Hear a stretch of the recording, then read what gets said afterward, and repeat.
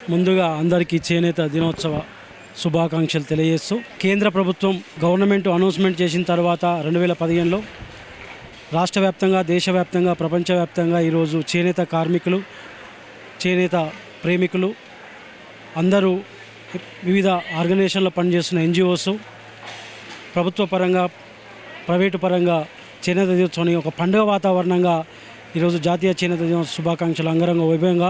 Hyderabad necklace రోడ్లో అన్ని జిల్లా కేంద్రాల్లో మండల కేంద్రాల్లో గ్రామీణ ప్రాంతంలో గ్రామ పంచాయతీ సర్పంచ్ నుంచి దేశ ప్రధాని నరేంద్ర మోడీ వరకు మరి అన్ని ప్రభుత్వ పదంలో ఉన్న పెద్దలందరూ కూడా ఈరోజు ఒక పండుగ వాతావరణంగా ఈ కార్యక్రమం నిర్వహిస్తున్నందుకు పాల్గొన్న చేనేత